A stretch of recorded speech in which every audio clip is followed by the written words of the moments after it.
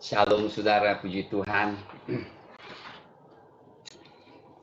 Cepat sekali kita sudah lewati ya, minggu-minggu dan sebentar lagi kita udah masuk bulan 11 dan kemudian Natal. Ya, tahun ini sesungguhnya merasa suatu begitu cepat saudara lewat, tetapi kita memuji Tuhan karena pemeliharaannya dan juga kesetiaannya yang memelihara setiap kita pada saat-saat seperti ini. Saudara percayalah, jika saudara menghadapi masalah yang besar, maka saudara akan mengalami terobosan yang besar. Mengalami berkat yang besar juga.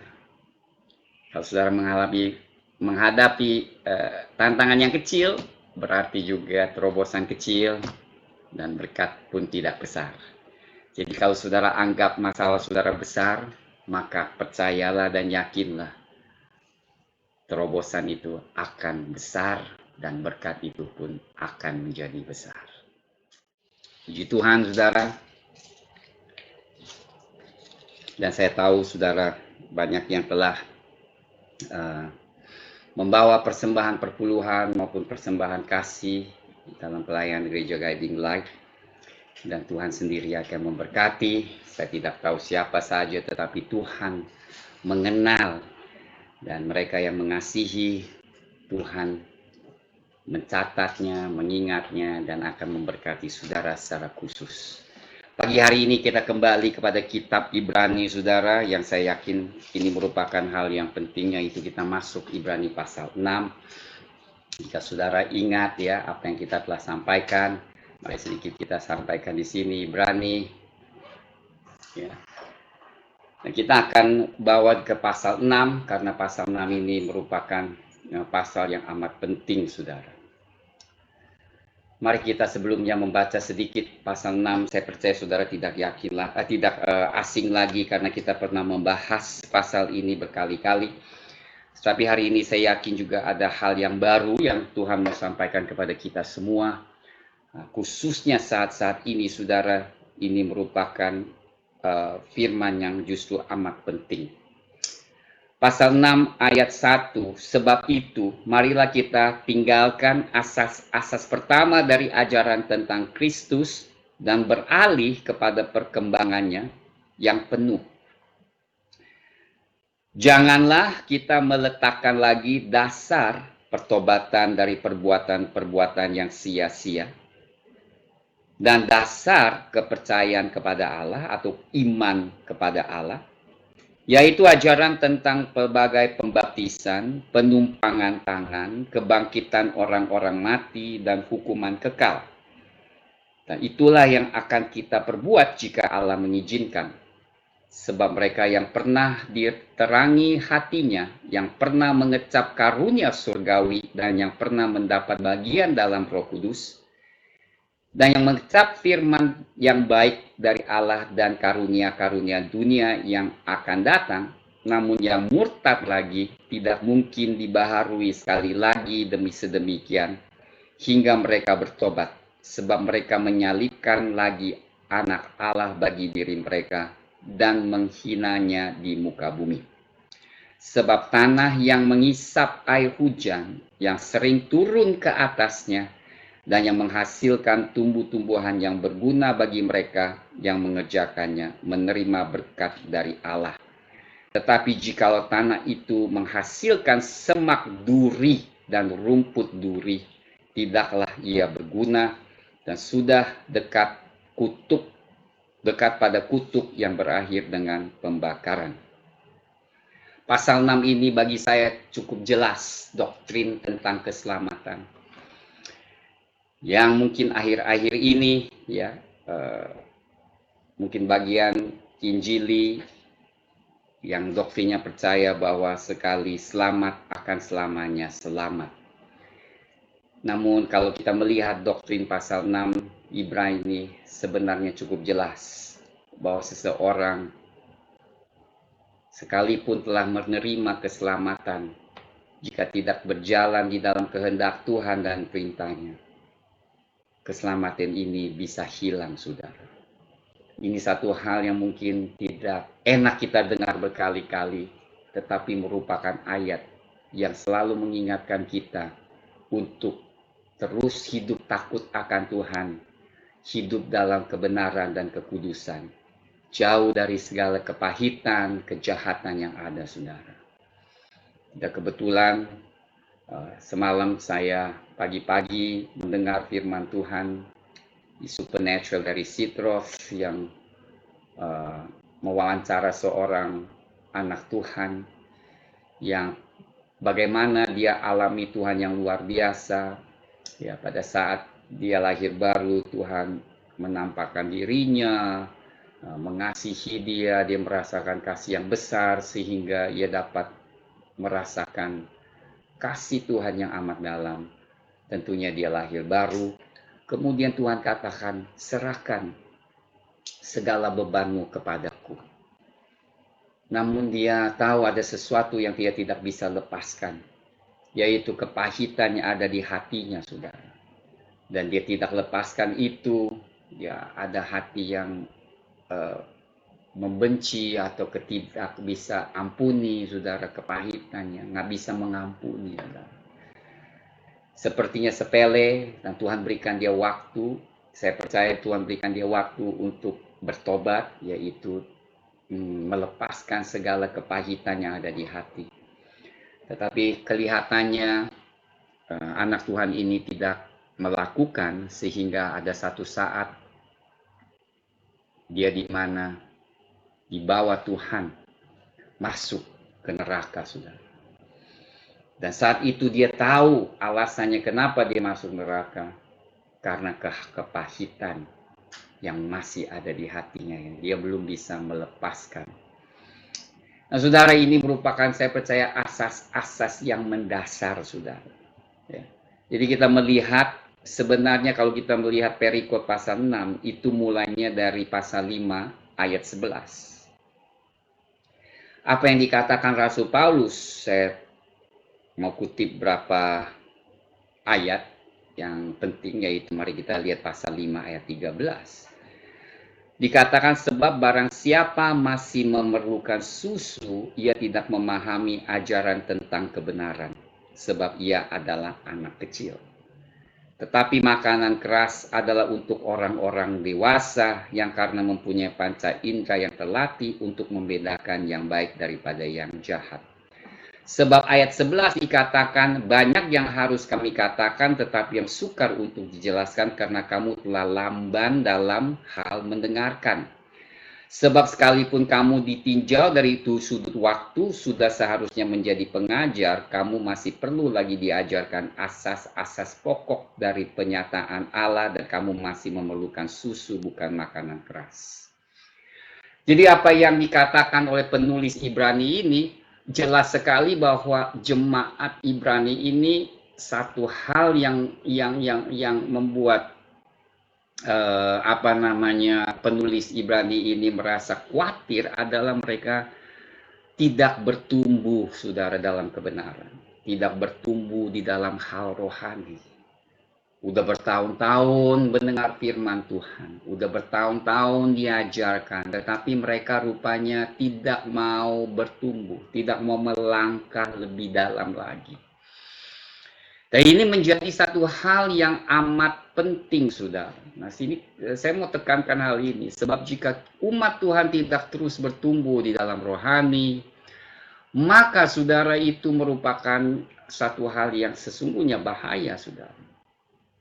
Suatu pertanyaan, ya, jika sesuatu tidak bertumbuh, apakah dia masih hidup, saudara?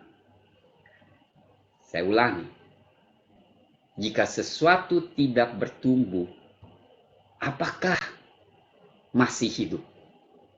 Misalnya sebuah tanaman tidak bertumbuh lagi, apa yang saudara pikirkan? Apakah dia tidak bertumbuh tetapi masih hidup? Jawabannya jelas.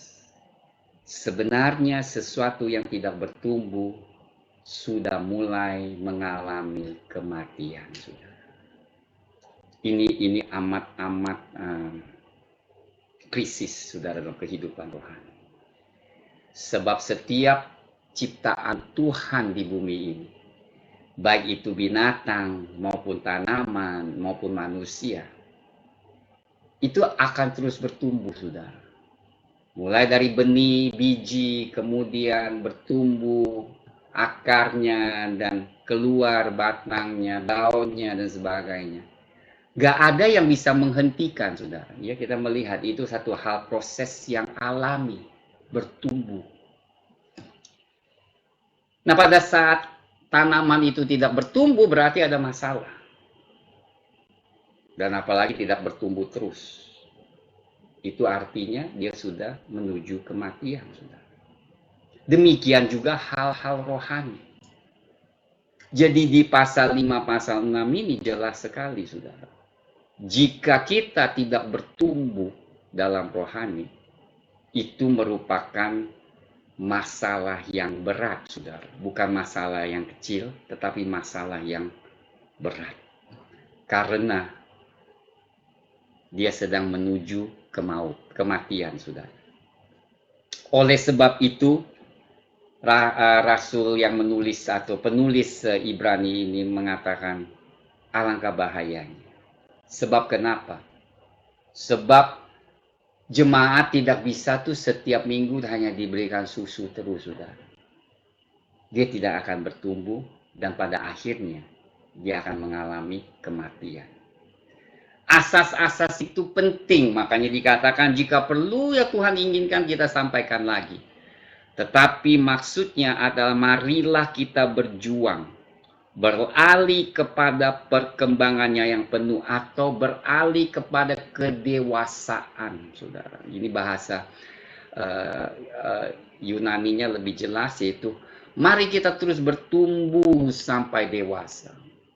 Atau yang ada yang terjemahkan bertumbuh sampai kesempurnaan. Tentunya tidak ada yang sempurna, tetapi yang lebih tepat adalah diterjemahkan untuk menjadi dewasa, saudara. Tuhan menghendaki gerejanya menjadi dewasa. Ya, orang yang dewasa beda dengan anak-anak. Karena orang dewasa dapat menguasai dirinya, emosinya, tingkah lakunya lebih baik. Saya tidak katakan selalu, tetapi lebih baik daripada kanak-kanak. Tidak mudah ngambek, dapat memikir dengan baik, menganalisa, mengambil keputusan yang bijak, tidak terlalu berdasarkan emosi. Disitulah kita dapat melihat orang yang dewasa pun yang sanggup dipimpin oleh Roh Kudus. Jadi ini beberapa hal yang penting, saudara, di dalam pasal 6 ini. Nanti kita akan melihat pasal 6 ini dibagikan dua bagian. Yang pertama tentunya tentang keselamatan yang harus dijaga. Dengan bagaimana kita memelihara keselamatan? Salah satunya bertumbuh, sudah. Jelas sekali berikan kunci di sini. Bagaimana kita dapat memelihara atau terus hidup di dalam keselamatan yang Tuhan berikan? Satu hal di pasal 6, yaitu terus bertumbuh, saudara. Bukan menjaga. Ya saudara, seperti saya katakan, saya lihat anak saya 5 tahun yang lalu, 10 tahun yang lalu saya lihat foto. Wah, mereka masih kecil-kecil. Sekarang bongsor-bongsor. Itu normal, saudara. Tapi kalau misalnya mereka masih begitu, itu aja kayaknya sih nggak benar ya, saudara ya. Nggak bertumbuh ya. Itu berarti mereka tidak hidup sebenarnya. Sebab segala sesuatu harus, bukannya wajar lagi, tapi harus bertumbuh. Karena segala sesuatu yang Tuhan ciptakan, dia terus bertumbuh, berbuah, berlipat kali ganda. Lebih besar lagi. Abraham dan Sarah yang masih pada saat Tuhan pilih, mereka hanya suami istri yang tidak mempunyai anak. Tetapi keturunan Abraham terus bertumbuh, saudara. Seperti bintang di langit dan juga pasir di padang. Demikian juga, saudara, itulah yang Tuhan hendaki dalam hidup kita, saudara. Bertumbuh di dalam Dia. Asas-asas apa yang dikatakan ada 6 di sini. tekankan. Sebab itu dikatakan pasal 6 ayat 1, marilah kita tinggalkan asas-asas pertama. Bukan berarti kita tidak pedulikan asas-asas pertama, tetapi itu sudah menjadi satu hal yang mendasar dalam hidup kita. Berarti kita tidak perlu ajarkan lagi berulang kali, tetapi saudara sudah mengerti benar tentang asas-asas ini dan hidup di dalamnya, dan kemudian terus bertumbuh untuk menjadi dewasa, saudara. Apa yang dikatakan? Pertobatan, ya kan? Kita tidak perlu ajarkan lagi, harus bertobat. Ya, saya percaya hamba Tuhan tidak perlu lagi seperti Yohanes Pembaptis setiap kali datang, tobatlah, bertobatlah, saudara. Pertobatan itu bagi mereka yang mungkin belum kenal Tuhan Yesus, tapi bagi saudara dan saya yang sudah kenal Tuhan Yesus, kita tahu pada saat kita salah, pada saat kita miss God, kita datang kepada Tuhan dan minta pengampunan dari Tuhan. Kedua dikatakan, jangan lagi dasar kepercayaan iman kita kepada Tuhan, ya. Jadi kita bertobat perbuatan-perbuatan yang sia-sia, yaitu yang kedagingan, ya. Sia-sia itu adalah hal-hal yang kedagingan kita berbuat. Itu kita harus bertobat. Kemudian kita jangan lagi harus diajarkan, wah, iman kepada Tuhan, iman, percayalah. Itu sudah mendasar, sudah. Itu sudah seharusnya sudah dalam kehidupan kita setiap saat. Iman untuk Tuhan, kepada Tuhan yang mencukupi, percaya, yang menyembuhkan. Sudah, itu adalah hal-hal yang mendasar, saudara. Iman kepada Tuhan Yesus. Dalam segala hal mengucap syukur, itu adalah salah satu tanda seorang memiliki iman. Memilih untuk percaya kepada Tuhan, memilih untuk bersyukur kepada Tuhan, memilih untuk memuji, menyembah Tuhan, itu merupakan hal yang amat mendasar, saudara. Bukan sesuatu yang advance, ya, tetapi seringkali kita masih ingatkan untuk lakukan hal seperti itu. Yang menurut penulis Ibrani mengatakan itu sudah SD lah, mungkin sudah kelas kanak-kanak, TK. Saat ini udah masuk, harusnya udah di universitas, haleluya. Dan juga tentang apa? Pelbagai pembaptisan. Wah, saya rasa kita sudah ajarkan hal itu di buku kecil yang saya tuliskan tentang New Creation. Itu hal yang mendasar sebenarnya.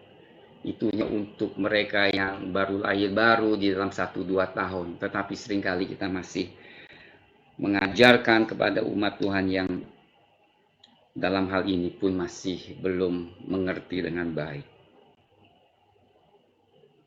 Penumpangan tangan, kebangkitan orang-orang mati, ya, saudara, artinya ada suatu kebangkitan yang kita harus yakin. Kenapa? Karena ada penghakiman yang akan datang. Ini ternyata adalah hal yang sangat mendasar. Sekalipun kita katakan kebangkitan orang mati itu akan terjadi di akhir zaman, masih ada orang yang tidak percaya. Tetapi di sini dikatakan itu merupakan hal yang amat mendasar.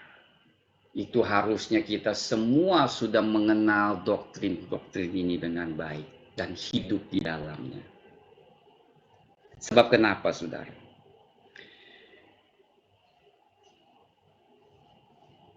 Ayat 4 mengatakan, sebab mereka yang pernah diterangi hatinya, yang pernah mengecap karunia Roh Kudus, surgawi, dan yang pernah mendapat bagian dalam Roh Kudus, yang mengecap firman yang baik dari Allah, dan karunia-karunia dunia yang akan datang.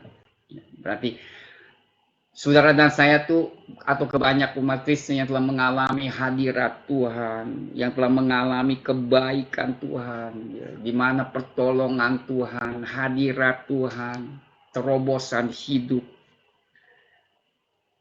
Namun saudara dikatakan, kita yang udah merasakan apa kebaikan Tuhan yang luar biasa dalam hidup kita.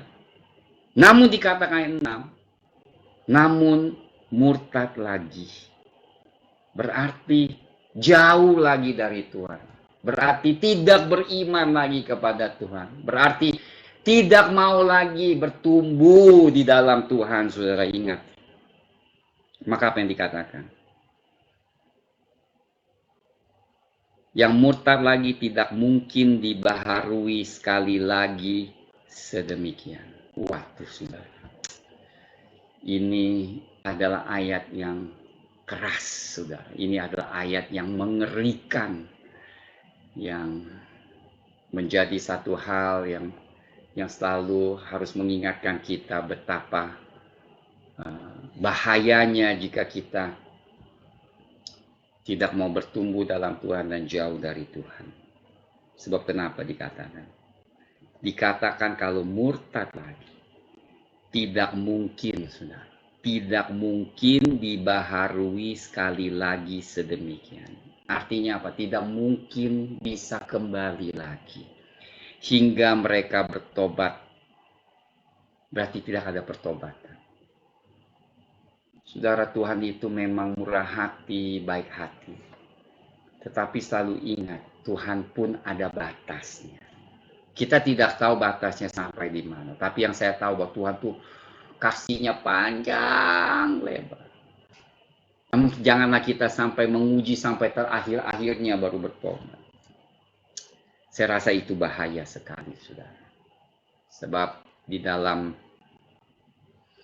wawancara Sidros kepada anak Tuhan itu yang karena kepahitan tidak selamat, dia katakan begitu banyaknya umat Kristen yang di neraka.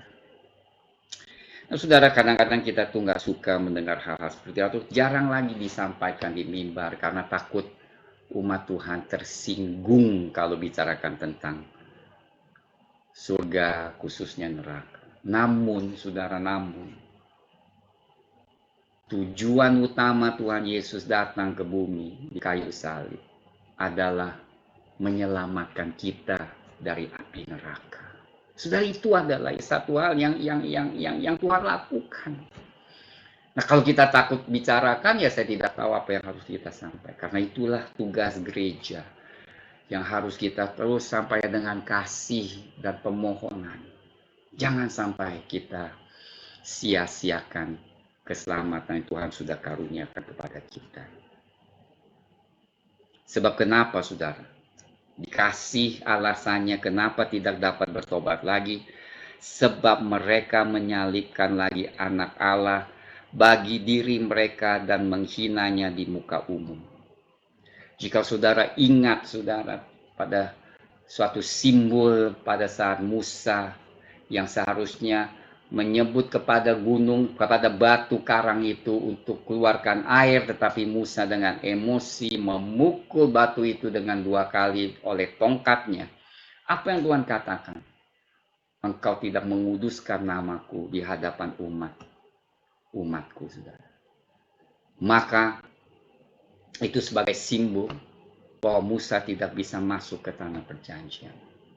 Tetapi bersyukurlah karena satu hal untuk mengingatkan Musa tentunya udah bersama Tuhan di kemuliaan, tetapi dia menangis, dia menyesali dan memohon kepada Tuhan untuk masuk ke tanah perjanjian. Tapi Tuhan katakan engkau hanya bisa melihat dari jauh, tetapi engkau tidak boleh masuk. Saudara, sekalipun Musa adalah kawan Allah, tetapi dia memukul batu karang itu 2 kali yang menggambarkan tidak menghormati Tuhan, yang yaitu menyalibkan Tuhan kedua kali, maka dia tidak bisa masuk ke tanah perjanjian. Itu hanya simbol di masa perjanjian lama, tapi perjanjian baru, saudara, kita tahu hukumannya akan lebih berat dari itu. Maka dikatakan mereka yang menyalibkan lagi Allah bagi diri mereka dan menghinanya di muka umum. Kita jadi harus selalu menghormati dia. Dengan melakukan hal itu, kita menghina Tuhan di muka umum dengan hidup kita yang tidak sesuai, saudara. Saudara, saya percaya hari ini yang Tuhan hendaki tidak ada jalan kedua, yaitu harus hidup bagi Tuhan secara radikal. Radikal itu apa? Serahkan segenap hidup kita di tangan Tuhan dan hidup bagi Dia. ayat 7 dan 8. Sebab tanah yang menghisap air hujan yang sering turun ke atasnya, sudah camkan apa yang dikatakan di sini, ini penting sekali. Dan yang menghasilkan tumbuh-tumbuhan yang berguna bagi mereka yang mengejarkannya menerima berkat dari Allah. Tetapi jika tanah itu menghasilkan semak duri dan rumput duri, tidaklah ia berguna dan sudah dekat pada kutuk yang berakhir dengan pembakaran. Ini saudara penting. Artinya apa? Artinya jemaat Tuhan yang selalu diberikan air kehidupan, firman Tuhan, pengajaran yang terus mengerus ya, seperti hujan sering turun ke atasnya. Kemudian tumbuhan itu menghasilkan tumbuhan yang berguna, maka mereka itu yang mengerjakan menerima berkat. Berarti saudara, Tuhan menghendaki kita tuh berbuah, menjadi bejana anak Tuhan yang menjadi berkat, saluran berkat bagi orang. Maka Tuhan berkenan dan akan memberkati saudara. Karena itulah yang dia harapi saudara, itulah yang dia hendaki kehidupan umatnya yang telah ditebus, di mana dia bertumbuh, bukan saja mengikut-ikut, bukan saja memanaskan kursi di gereja, tetapi saudara menjadi saluran berkat, menjadi saksi, menjadi terang bagi nama Tuhan. Dikatakan apa? Maka dia akan diberkati. Tetapi dikatakan, jikalau tanah itu menghasilkan semak duri, ya saudara, dan rumput duri, dia tidak berguna. Saudara bayangkan seorang petani ya saudara ya, yang punya lahan, kemudian tiap hari dia siram air, tiap hari dia pupuk, berikan pupuk, dia pelihara, tetapi keluarnya semak duri ya kan, rumput liar saudara ya kan. Akhirnya apa? Cuma dicabut, dibuang. Sangat kecewa saudara petani itu. Sebab tidak hasilkan sesuatu yang bernilai, sesuatu yang berharga di mata Tuhan. Maka yang terjadi, katakan, sudah dekat kutuk yang terakhir dengan pembakaran. Ini jelas sekali kata pembakarannya, yaitu ya pembakaran yang kekal, saudara. Oleh sebab itu sudah di sini pasal 6 Ibrani yang bagian pertama bicarakan hal yang saya rasa amat penting bagi kita, yaitu bertumbuh. Bertumbuh di dalam Tuhan. Ya. Jangan berhenti bertumbuh. Jangan berhenti beribadah. Jangan berhenti untuk terus mencari wajah Tuhan. Jangan berhenti untuk berdoa. Jangan berhenti untuk mencari kehendak Tuhan. Jangan berhenti untuk mengerjakan pekerjaan Tuhan. Jangan berhenti untuk menjadi saksi di rumah, di tempat kita berada. Kita terus menjadi terang saat-saat ini. Janganlah kita sama dengan dunia. Karena dunia ini pada saat tertekan, mulai marah-marah, mulai kecewa, mulai kita tidak perhatikan lagi tingkah laku kita, perbuatan kita. Tetapi justru saat inilah saudara, kita terus bekerja, terus berdoa, terus mencari kehendak Tuhan, terus menjadi saluran berkat bagi orang-orang sekitar kita. Nah, bagian kedua nanti saya akan sampaikan. Ya, saya nggak mau menjadikan satu sebab ini merupakan hal yang penting. Untuk hari ini, satu topik yang penting saja. Bertumbuh supaya keselamatan itu terjamin. Bertumbuh supaya keselamatan itu terjaga sampai pada akhirnya. Saudara tidak perlu takut kehilangan keselamatan selama saudara dan saya terus bertumbuh di dalam Tuhan. Sebab pertumbuhan adalah hanya bagi ciptaan yang hidup. Sesuatu yang hidup pasti bertumbuh. Berarti jika saudara bertumbuh di dalam Tuhan, berarti hidup di hadapan Tuhan. Itu berarti apa? Saudara ada di dalam kerajaan surga. Haleluya. Amin, saudara. Puji Tuhan, pagi hari ini saya sampaikan firman ini tidak panjang, tetapi saya percaya ini merupakan hal dan pesan Tuhan yang penting bagi kita semua, saudara, untuk terus bertumbuh. Jangan jemu-jemu, jangan kecewa, jangan sakit hati, tetapi beriman terus kepada Tuhan dan menjadi saluran berkat bagi orang-orang sekitar kita. Haleluya, amin. Mari saudara angkatlah tangan. Saya mau berdoa, memberikan berkat, haleluya, kepada saudara semua. Haleluya, ini penting. Jika sudah percaya bahwa ada kuasa di bibir mulut lidah kita. Ya saudara, ini pun hal yang mendasar sekali, saudara. Pengakuan kita, ucapan kita, ada kuasa. Dan saya berdoa, berkat Tuhan akan mengalir ke atas saudara saat firman ini dinyatakan di atas saudara. Terima kasih Bapa Surgawi. Ada kuasa di dalam firman. Saat kami nyatakan dengan kuasa Roh Kudus, maka apa yang dinyatakan, apa yang dikatakan, terjadilah dalam hidup kami semua. Tuhan, kami berdoa, hamba-Mu berdoa supaya jemaat-jemaat-Mu akan terus bertumbuh di dalam Engkau. Terus mencari wajah-Mu, terus berbuah bagi Engkau. Di mana Engkau telah turunkan hujan, maka Tuhan kami akan berbuah menjadi aset di dalam kerajaan surga. Dan bukan semak duri, tetapi buah yang manis di hadapan-Mu. Maka Tuhan memberkati Engkau. Tuhan memberkati Engkau, melindungi Engkau, menyinari Engkau dengan wajah-Nya dan memberi Engkau kasih karunia. Tuhan menghadapkan wajah-Nya kepadamu dan memberi Engkau damai sejahtera. Di dalam nama Tuhan Yesus, Tuhan memberkati. Amin. Haleluya.